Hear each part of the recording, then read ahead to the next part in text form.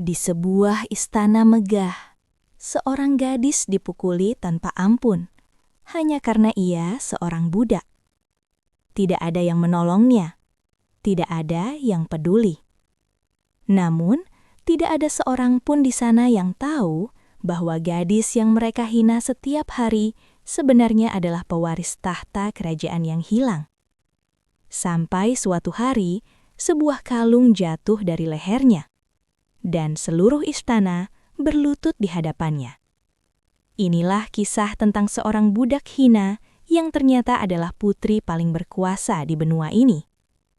Di dunia kekaisaran, kekuasaan adalah segalanya. Orang kuat dihormati, dan yang lemah akan diinjak tanpa ampun. Namun, takdir seringkali bersembunyi di balik penderitaan. Sebelum kita masuk ke cerita ini, dukung channel ini dengan klik subscribe, like, dan share. Karena dukungan kalian sangat berarti agar kami bisa terus menghadirkan kisah drama kerajaan setiap hari.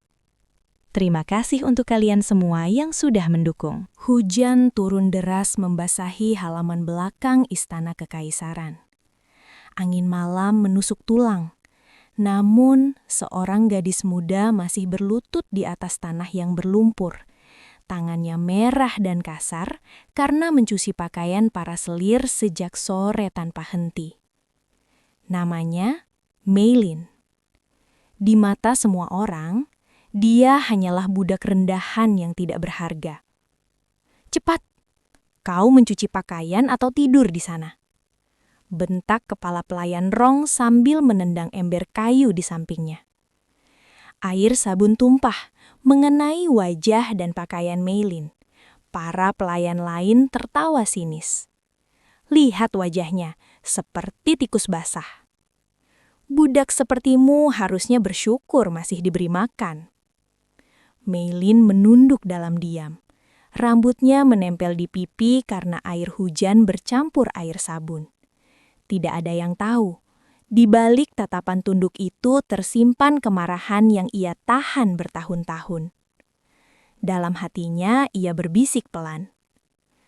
"Suatu hari aku tidak akan berlutut seperti ini lagi." Namun kenyataan terlalu kejam untuk dilawan saat ini. Kepala pelayan Rong mendekat, mencengkram dagunya kasar. "Dengar baik-baik budak.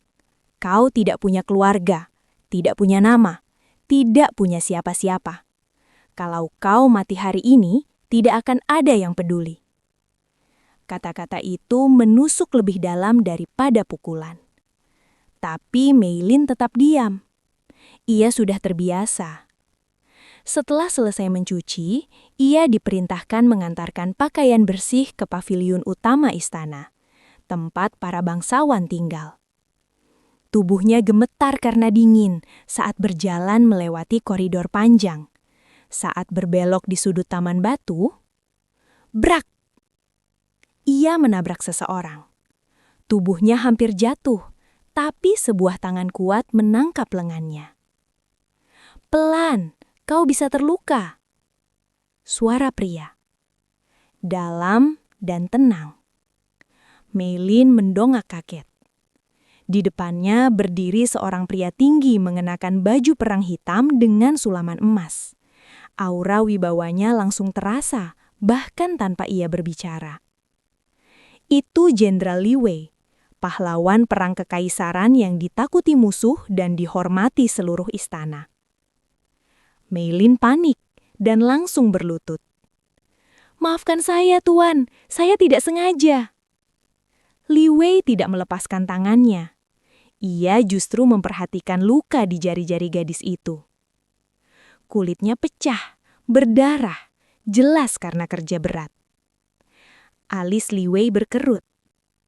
"Apa mereka memperlakukanmu seperti ini setiap hari?" Meilin terdiam. Tidak ada bangsawan yang pernah menanyakan keadaannya sebelumnya. Ia menjawab lirih. "Saya hanya budak, Tuan. Ini sudah kewajiban saya." Kalimat itu terdengar biasa, tapi entah kenapa membuat dada Li Wei terasa berat. Ia melepas jubah luarnya dan menyelimutikannya ke bahu Meilin. Tindakan itu membuat Meilin membeku.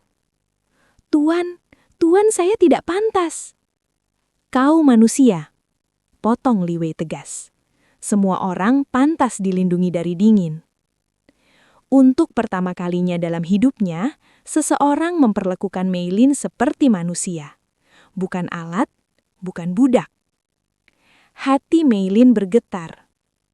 Namun sebelum ia sempat bicara lagi, suara kasar terdengar dari belakang.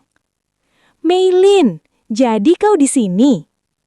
Kepala pelayan Rong datang dengan wajah marah. Matanya langsung membesar melihat Meilin memakai jubah jenderal. Berani sekali kau, budak kotor memakai pakaian bangsawan. Tanpa pikir panjang, Rong menarik Meilin dan menamparnya keras. Plak! Tubuh Meilin jatuh ke tanah batu. Li Wei langsung menangkap tangan Rong sebelum tamparan kedua terjadi. Tatapan jenderal itu berubah dingin seperti es. Siapa yang memberimu izin memukulnya di depanku? Rong gemetar. Saya hanya mendisiplinkan budak jenderal. Li Wei berbicara pelan, tapi mengandung ancaman mematikan. Budak sekalipun bukan milikmu untuk disiksa. Suasana langsung sunyi. Rong buru-buru berlutut. Maafkan saya, jenderal. Li Wei tidak menjawab. Ia hanya menoleh pada Meilin yang masih duduk di tanah. Pipinya merah bekas tamparan. Tatapan mereka bertemu. Ada sesuatu yang berbeda di mata gadis itu. Kesedihan, tapi juga kekuatan. Saat itulah, Li Wei merasa gadis ini bukan orang biasa. Dan tanpa mereka sadari, pertemuan malam hujan itu adalah awal takdir yang akan mengguncangkan seluruh kekaisaran. Malam semakin larut ketika Meilin kembali ke kamar budak yang sempit dan lembab. Tubuhnya masih sakit akibat tamparan siang tadi. Namun yang lebih mengganggu adalah perasaan hangat yang belum pernah ia rasakan sebelumnya. Perhatian dari Jenderal Li Wei. Ia duduk di sudut ruangan, memeluk lututnya sendiri. Kenapa seorang jenderal mau peduli pada budak seperti aku? Bisiknya pelan. Belum sempat pikirannya tenang, pintu kamar tiba-tiba terbuka kasar. Brak! Kepala pelayan Rong masuk bersama dua pelayan lain dengan wajah penuh amarah. Jadi kau pikir kau istimewa sekarang karena jenderal melindungimu? Bentaknya. Meilin langsung berdiri panik. Saya tidak melakukan apa-apa. Bohong! Rong menendangnya hingga jatuh. Kami kehilangan makanan dapur. Pasti kau yang mencuri. Meilin menggeleng cepat. Saya bersumpah tidak. Tamparan kedua mendarat lebih keras dari sebelumnya.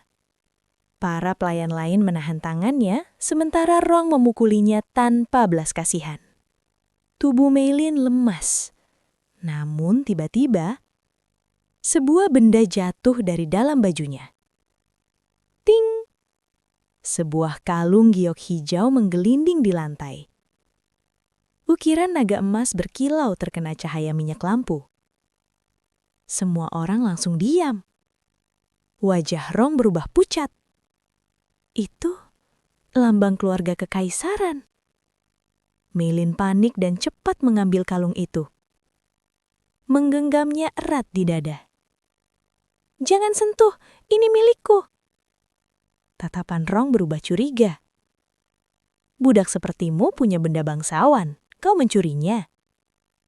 Meilin menggeleng kuat, matanya mulai berkaca-kaca. Ibuku meninggalkan ini untukku sebelum dia meninggal. Kalimat itu bukan kebohongan. Itulah satu-satunya benda peninggalan yang ia punya sejak kecil. Namun tak seorang pun tahu, itu juga satu-satunya petunjuk tentang jati dirinya. Rong mendengus. Hah, pasti barang curian. Tapi aku tidak mau masalah dengan simbol kekaisaran. Ia meludah ke arah Meilin. Kali ini kau beruntung. Setelah mereka pergi, Meilin jatuh terduduk di lantai. Tangannya gemetar memegang kalung itu. Air matanya jatuh perlahan. Ibu, sebenarnya aku ini siapa? Di tempat lain, di paviliun militer, Li Wei berdiri di balkon melihat hujan malam. Pikirannya tidak bisa lepas dari wajah gadis budak itu. Luka di tangannya, tatapan matanya, dan kekuatan aneh yang ia rasakan. Seorang pengawal mendekat. "Jenderal, Anda belum istirahat." Li Wei menjawab pelan. "Kirim tabib ke kamar budak belakang. Diam-diam." Pengawal itu terkejut. Untuk siapa? Li Wei menatap jauh ke kegelapan. Untuk gadis bernama Meilin. Beberapa saat kemudian, seorang tabib tua masuk ke kamar Meilin membawa obat. Meilin kaget. "Saya tidak punya uang untuk membayar." Tabib itu tersenyum kecil. "Seseorang sudah membayarnya." "Siapa?" Tabib itu hanya berkata singkat. "Orang yang peduli padamu." Setelah luka di tangannya diobati, Meilin duduk sendirian lagi. Namun kali ini, hatinya terasa hangat. Keesokan harinya saat ia bekerja di halaman, Li Wei lewat seolah kebetulan. Meilin buru-buru menunduk hormat. "Terima kasih untuk kemarin dan tabibnya." Li Wei berhenti. "Kau tahu itu dariku?" Meilin mengangguk kecil. "Tidak ada orang lain yang mungkin melakukan itu." Li Wei menatap Meilin beberapa detik. Lalu bertanya pelan. "Kalung yang kau pegang, dari mana asalnya?" Meilin refleks menggenggam kalung di balik bajunya. "Ibuku memberikannya untukku sebelum dia meninggal. Katanya jangan pernah dilepas." Li Wei mengangguk perlahan. Naluri prajuritnya semakin kuat mengatakan sesuatu. Gadis ini bukan orang biasa. Ia menatap Meilin lebih lembut. "Mulai sekarang, kalau ada yang menyakitimu, beritahu aku." Meilin terkejut. "Kenapa Anda terus menolong saya?" Li Wei menjawab tanpa ragu. "Karena kau bukan budak di mataku." Kalimat itu menghantam hati Meilin lebih keras dari apapun. Untuk pertama kalinya sejak ia hidup di istana, ia merasa mungkin dirinya berharga. Dan tanpa ia sadari, takdir besar tentang jati dirinya perlahan mulai mendekat. Hari itu, istana utama lebih ramai dari biasanya. Para pejabat tinggi berkumpul karena putra mahkota Zhao baru kembali dari perburuan kerajaan. Semua pelayan sibuk mempersiapkan jamuan, termasuk Meilin yang membawa baki teh ke aula dalam. Ia berjalan dengan hati-hati, menunduk seperti biasa. Namun, takdir sering datang tanpa peringatan. Saat ia melewati pintu aula, seorang pria berpakaian emas duduk di kursi kehormatan. Wajahnya tampan, tapi sorot matanya tajam dan penuh kesombongan. Itulah putra mahkota Zhao. Tanpa sengaja, Zhao melihat wajah Meilin ketika ia mengangkat kepala sebentar. Waktu seolah berhenti. Zhao menyipit mata. "Berhenti." Langkah Meilin langsung kaku. Seorang kasih menariknya maju. "Yang mulia memanggilmu." Meilin berlutut cepat. "Saya hanya pelayan pembawa teh, Yang mulia." Zhao berdiri perlahan dan mendekat. Ujung jarinya mengangkat dagu Meilin paksa. Wajah mereka sangat dekat.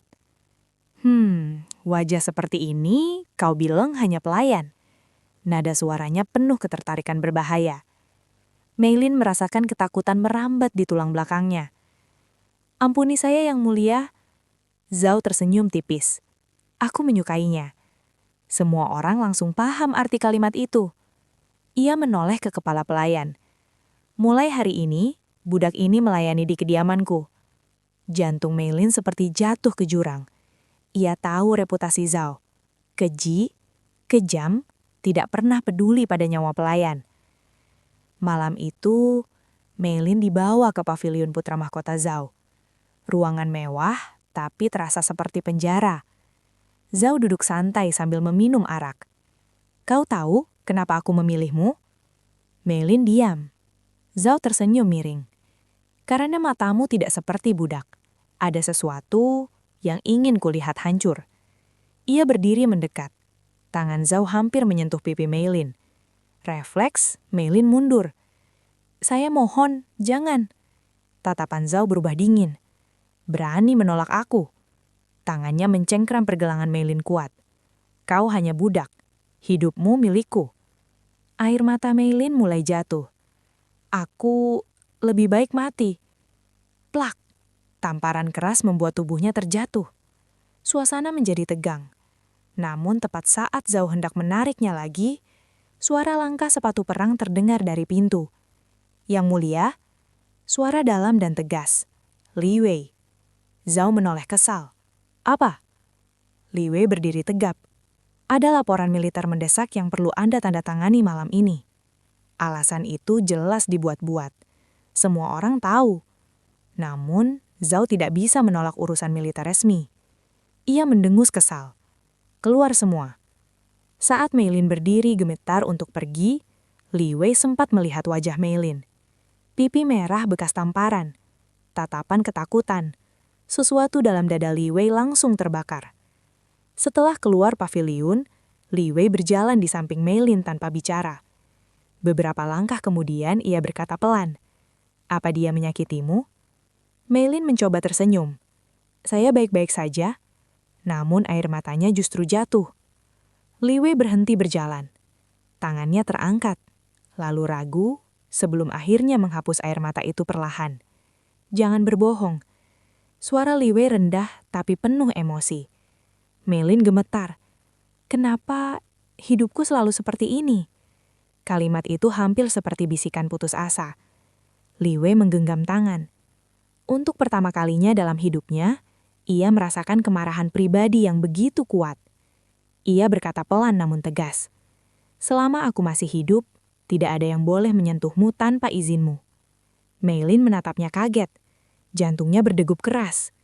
Perasaan hangat sekaligus takut bercampur menjadi satu. Ia tidak tahu, perlindungan dari pria di depannya akan menyeret mereka berdua ke dalam konflik kekuasaan paling berbahaya di Kekaisaran. Dan sejak malam itu, putra mahkota Zhao mulai menganggap Li Wei sebagai musuhnya. Sejak malam di paviliun putra mahkota itu, hidup Meilin berubah menjadi lebih tegang. Zhao masih sering memanggilnya dengan berbagai alasan. Namun setiap kali situasi mulai berbahaya, selalu ada Li Wei yang muncul dengan urusan militer mendadak. Semua orang mulai berbisik. Jenderal terlalu sering melindungi budak itu. Namun bagi Meilin, perlindungan itu bukan sekedar bantuan. Itu adalah satu-satunya cahaya dalam hidupnya. Suatu malam, setelah tugas selesai, Meilin duduk sendirian di taman belakang istana. Cahaya bulan memantul di kolam teratai, menciptakan suasana tenang yang jarang ia rasakan. Ia memeluk lututnya. "Aku tidak boleh berharap terlalu banyak," bisiknya pada diri sendiri. Tiba-tiba, suara langkah kaki terdengar. Ia menoleh. Li Wei. Pria itu membawa sesuatu di tangannya. "Kau belum tidur?" Meilin berdiri cepat dan menunduk. "Saya hanya ingin udara segar, Jenderal." Li Wei menduduki bangku batu dan memberi isyarat agar ia duduk juga. Dengan ragu, Meilin menurut. Li Wei membuka bungkusan kain kecil. Di dalamnya ada obat luka dan kue manis sederhana. "Aku ingat kau belum makan malam." Mata Meilin langsung berkaca-kaca. "Kenapa Anda selalu memperhatikan hal kecil seperti ini?" Li Wei tersenyum tipis. "Karena tidak ada orang lain yang melakukannya untukmu." Kalimat sederhana itu menghancurkan pertahanan hati Meilin. Air mata jatuh tanpa bisa ditahan. "Aku tidak terbiasa diperlakukan baik." Suara Meilin bergetar. "Aku selalu dianggap tidak berharga, bahkan sejak kecil." Li Wei menatapnya dalam. "Aku juga pernah kehilangan keluarga dalam perang." Meilin terdiam. Li Wei melanjutkan pelan.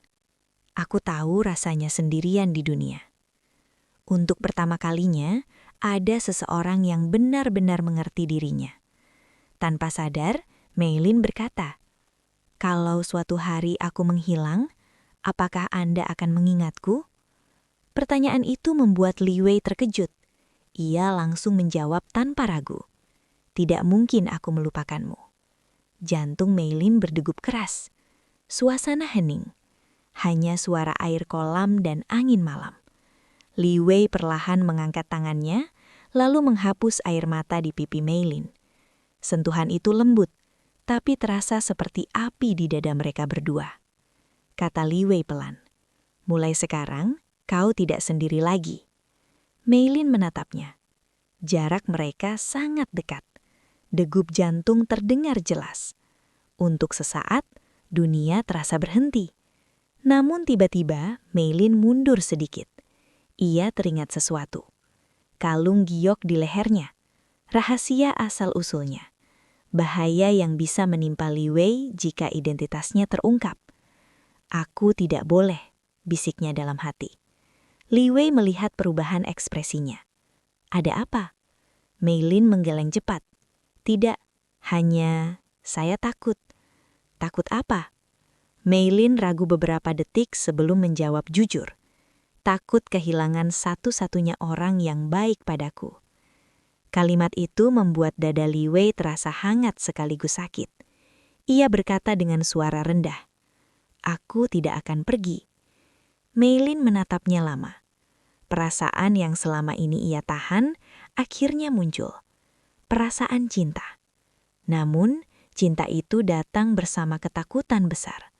Karena ia tahu, takdirnya bukan hidup sederhana sebagai gadis biasa.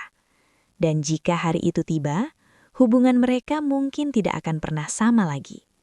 Di bawah cahaya bulan istana malam itu, tanpa mereka sadari, cinta pertama mereka mulai tumbuh. Pagi itu, suasana istana terasa berbeda. Para kasim dan pelayan sibuk mempersiapkan kedatangan seorang pejabat tua dari istana dalam. Seorang kasim senior yang pernah melayani keluarga kekaisaran selama puluhan tahun. Meilin tidak terlalu memperhatikan. Ia hanya fokus menyelesaikan pekerjaannya di gudang kain. Namun, takdir kembali mempermainkannya. Saat ia mengangkat peti berak, kalung giok di lehernya terlepas dan jatuh keluar dari bajunya. Seorang kasim tua yang kebetulan lewat langsung berhenti mendadak. Matanya membesar, tangannya gemetar. "Itu tidak mungkin." Meilin buru-buru mengambil kalung itu. Namun kasim itu tiba-tiba berlutut. "Brak, Putri masih hidup." Meilin membeku. "Apa?" Kasim tua itu menangis. "Saya mengenali ukiran naga emas ini. Ini milik Permaisuri Ling, ibu Anda." Dunia Meilin seperti berhenti berputar. "Ibu?" Kasim itu mengangguk cepat. 18 tahun lalu terjadi kudeta di istana. Permaisuri dibunuh, dan semua orang mengira putrinya juga mati. Air mata pria tua itu jatuh. "Tapi ternyata Anda diselamatkan." Tubuh Meilin gemetar hebat. "Aku bukan budak." Kasim itu menunduk hormat. "Anda adalah putri kekaisaran yang sah, pewaris darah kaisar." Kalimat itu menghancurkan seluruh dunia yang Meilin kenal. Selama ini ia hidup sebagai budak. Dihina, dipukul, diremehkan. Padahal, darah kerajaan mengalir dalam dirinya. Air matanya jatuh tanpa bisa dihentikan. "Ibu, selama ini aku siapa sebenarnya?" Tak lama kemudian, Li Wei dipanggil diam-diam oleh kasim tua itu. Saat Li Wei melihat kalung giok di tangan Meilin, wajahnya langsung berubah. Ia pernah melihat simbol itu di arsip kerajaan. Ia berlutut tanpa ragu. "Saya memberi hormat kepada putri." Meilin panik dan menariknya berdiri. "Jangan, aku masih Meilin, bukan siapa-siapa." Li Wei menatapnya serius. "Tidak, Anda bukan budak. Tidak pernah." Kalimat itu membuat Meilin menangis semakin keras. "Aku selama ini hidup seperti sampah." Li Wei menggenggam bahunya lembut. "Karena dunia belum tahu siapa Anda." Suasana hening beberapa detik. Lalu Meilin berkata pelan namun penuh luka. Kalau aku benar putri, berarti keluargaku dibunuh dan tahta direbut. Matanya perlahan berubah. Air mata masih ada, namun kini bercampur sesuatu yang lain. Kemarahan. Li Wei bisa melihat perubahan itu jelas. "Siapa yang melakukan kudeta?" tanya Meilin. Kasim tua itu menjawab dengan suara gemetar. "Faksi keluarga putra mahkota, ayah Zhao sekarang." Ruangan terasa dingin. Meilin menggenggam tangannya. Bayangan semua penghinaan yang ia terima selama ini muncul di kepalanya. Tamparan, tendangan, penghinaan, dan putra mahkota Zhao, orang yang mencoba memiliki Meilin seperti barang. Perlahan, Meilin berdiri tegak. Aura dirinya berubah. Untuk pertama kalinya, ia terlihat seperti bangsawan sejati. "Aku tidak mau hanya dilindungi," katanya pelan. Li Wei menatapnya. "Aku ingin merebut kembali apa yang menjadi milikku." Kalimat itu membuat Li Wei merinding. Ia berlutut sekali lagi. "Saya, Li Wei, bersumpah akan membantu Anda, bahkan jika harus mempertaruhkan nyawa." Meilin menatapnya dengan mata berkaca-kaca. "Kenapa? Kau melakukan semua ini untukku?" Li Wei menjawab tanpa ragu. "Karena aku tidak ingin melihatmu terluka lagi." Jantung Meilin berdegup keras. Di tengah badai takdir yang baru terbuka, perasaan cintanya pada pria di depannya semakin dalam. Namun kini, cinta mereka bukan lagi kisah sederhana antara jenderal dan budak, melainkan antara seorang prajurit dan pewaris tahta kekaisaran. Dan sejak hari itu, Meilin bukan lagi gadis yang pasrah. Ia adalah putri yang akan bangkit, dan balas dendamnya baru saja dimulai. Sejak mengetahui identitas aslinya, Meilin tidak lagi menangis seperti gadis lemah yang dulu. Dalam beberapa hari saja, sikapnya berubah drastis. Cara berdirinya lebih tegak, tatapannya lebih tajam. Bahkan para pelayan yang dulu meremehkannya mulai merasa takut tanpa tahu alasan. Namun perubahan terbesar ada di dalam hatinya. Semua penderitaan selama bertahun-tahun kini memiliki jawaban. Ia bukan dilahirkan untuk diinjak. Ia adalah pewaris tahta yang dirampas. Di ruang rahasia kediaman Li Wei, Meilin duduk di depan meja penuh dokumen. Kasim tua menjelaskan satu persatu bukti lama tentang kudeta yang terjadi 18 tahun lalu. Surat perintah palsu, catatan kematian, hingga nama pejabat yang terlibat. Li Wei memperhatikan Meilin dengan kagum. Ia tidak menyangka gadis yang dulu gemetar saat dipukul bisa setenang ini menghadapi kenyataan kejam. "Apakah Anda yakin ingin melakukan ini?" tanya Li Wei pelan. Meilin mengangkat kepala. Matanya dingin, tapi penuh api. "Selama ini, aku hidup dalam penderitaan karena mereka." Ia mengepalkan tangan. "Sekarang, giliran mereka." Suasana ruangan terasa berat oleh tekad balas dendam. Kesempatan itu datang lebih cepat dari yang mereka kira. Istana mengadakan perjamuan besar kerajaan, dihadiri seluruh pejabat penting, termasuk kaisar dan putra mahkota Zhao. Li Wei menatap Meilin yang berdiri di depan cermin. Hari itu ia tidak mengenakan pakaian budak.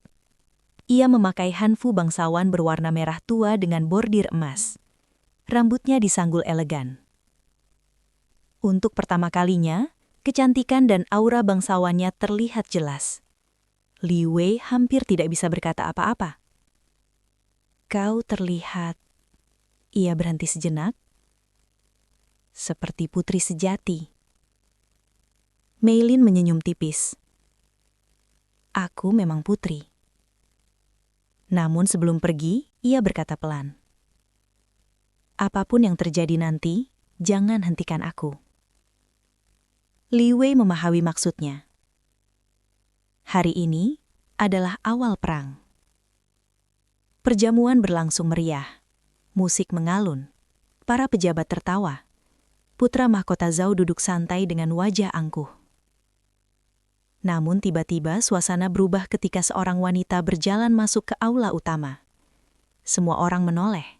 Suara bisik langsung menyebar. Siapa dia? Kapan istana punya bangsawan secantik itu? Zhao ikut menoleh, lalu matanya membesar. Itu, budak itu. Meilin berjalan perlahan menuju tengah aula. Tenang, anggun, penuh wibawa. Ia berhenti beberapa langkah dari singgasana. Lalu, ia berlutut hormat kepada kaisar. Saya memberi salam kepada Yang Mulia. Kaisar mengerenyik bingung. Siapa kau? Meilin mengangkat kepala. Suasana menjadi sunyi total. Saya, putri dari Permaisuri Ling yang wafat 18 tahun lalu. Semua orang langsung gempar. Itu mustahil. Zhao berdiri marah. Berani sekali kau mengaku keluarga kekaisaran. Namun Meilin menyenyum dingin. Ia membuka kalung gioknya. Simbol naga emas berkilau di bawah cahaya lampu. Beberapa pejabat tua langsung pucat. Itu benar. Kasim tua maju dengan bukti dokumen. Saksi satu persatu berbicara. Rahasia kudeta lama mulai terbongkar di depan semua orang. Wajah Zhao berubah panik. Itu semua kebohongan. Namun kaisar mulai gemetar marah.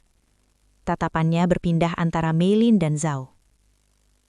Katakan padaku, apa ini benar? Tidak ada jawaban dari Zhao. Itu sudah cukup. Kaisar membanting meja. Penjaga. Suara dentuman baju perang memenuhi aula saat pasukan masuk. Tangkap putra mahkota Zhao. Semua orang terkejut. Zhao berteriak marah saat ditarik penjaga. Ayah, aku putra mahkota. Namun kaisar hanya berkata dingin. Mulai hari ini, tidak lagi. Saat Zhao diseret melewati Meilin, mata mereka bertemu. Zhao penuh kebencian. Meilin penuh ketenangan dingin. Ia berkata pelan.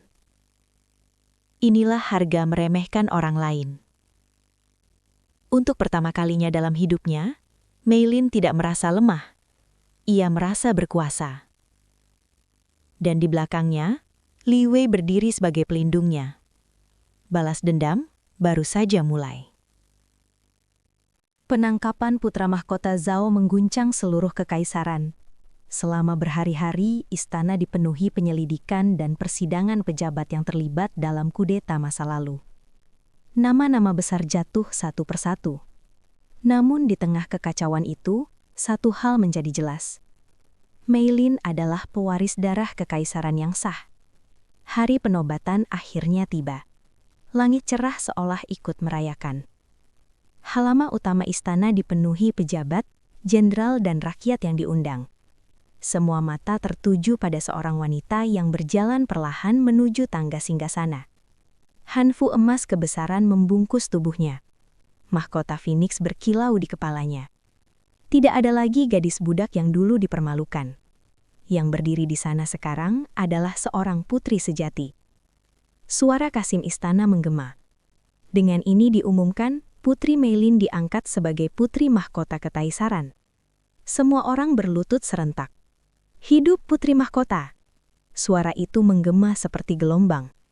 Namun di tengah kemegahan itu, mata Meilin justru mencari satu orang. Li Wei. Pria itu berdiri di antara para jenderal dengan wajah tenang, namun matanya penuh emosi.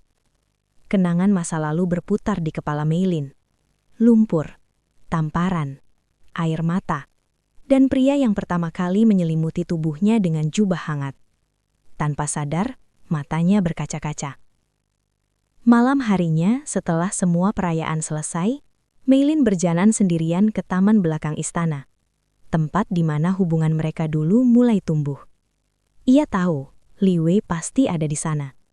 Dan benar, pria itu berdiri menghadap kolam teratai, sama seperti malam pertama mereka berbicara. Li Wei berlutut saat melihatnya. Saya memberi hormat kepada putri mahkota. Namun Meilin langsung berkata pelan, "Bangun." Li Wei tetap menunduk. "Anda sekarang bukan lagi gadis yang bisa saya dekati sesuka hati." Kalimat itu menusuk hati Meilin. Ia melangkah mendekat. "Lihat aku." Li Wei perlahan mengangkat kepala. Mata mereka bertemu. Ada jarak yang tidak pernah ada sebelumnya. Jarak status, jarak kekuasaan. Meilin berkata pelan, suaranya hampir bergetar. "Apakah sekarang kau akan menjauh dariku?" Li Wei terdiam lama sebelum menjawab jujur. "Aku hanya seorang prajurit, tahu pewaris tahta. Dunia kita berbeda." Air mata Meilin jatuh. "Dunia kita tidak pernah berbeda bagiku." Li Wei terlihat terpukul. Namun ia tetap berkata, "Aku tidak ingin menjadi kelemahanmu." Kalimat itu membuat Meilin akhirnya tidak bisa menahan emosinya. Ia maju dan memeluk Li Wei. Untuk pertama kalinya. "Aku kuat, justru karena kau ada." Tubuh Li Wei membeku. Perlahan tangannya membalas pelukan itu. Emosi yang selama ini ia tahan akhirnya runtuh. "Aku mencintaimu sejak kau masih gadis budak," bisiknya serak. Jantung Meilin berdegup keras. "Aku juga," jawabnya. Malam itu, di bawah cahaya bulan istana, tidak ada putri, tidak ada jenderal. Hanya dua orang yang saling mencintai setelah melewati penderitaan bersama. Beberapa bulan kemudian, dengan restu kaisar, Li Wei diangkat menjadi panglima tertinggi kekaisaran. Posisi itu membuatnya layak berdampingan dengan putri mahkota. Hari itu, rakyat bersorak melihat mereka berdiri bersama di balkon istana. Meilin menatap keluar kerajaan yang luas. Dulu ia hanyalah budak yang tidak punya apa-apa. Sekarang, ia memiliki kekuasaan, kehormatan, dan cinta. Ia tersenyum kecil. Takdir memang kejam, tapi juga adil pada akhirnya. Kisah Meilin mengajarkan kita satu hal yang sangat penting. Jangan pernah meremehkan seseorang hanya karena keadaannya hari ini terlihat rendah. Karena kita tidak pernah tahu siapa dia sebenarnya dan takdir seperti apa yang menunggunya di masa depan. Gadis yang dulu dihina sebagai budak, dipukul, diremehkan, bahkan dianggap tidak berharga, ternyata adalah putri pewaris tahta kekaisaran. Namun, yang membuatnya layak menjadi pemimpin bukan hanya darah bangsawan, melainkan keteguhan hatinya untuk bertahan dalam penderitaan, dan cinta yang datang di saat ia paling membutuhkan. Semoga kisah ini bisa mengingatkan kita semua bahwa kekuatan sejati bukan berasal dari kekuasaan, tetapi dari hati yang tidak menyerah meski dunia menekan. Terima kasih banyak untuk kalian yang sudah menonton sampai akhir. Jika kalian menyukai kisah drama kerajaan seperti ini, dukung channel ini dengan cara subscribe, like, dan share ke teman kalian. Karena dukungan kalian sangat berarti agar kami bisa terus menghadirkan cerita-cerita terbaik setiap hari. Tulis juga di komentar bagian mana yang paling membuat kalian terharu. Sampai jumpa di kisah menarik berikutnya, dan ingat, takdir bisa berubah kapan saja, bahkan untuk orang yang paling diremehkan sekalipun.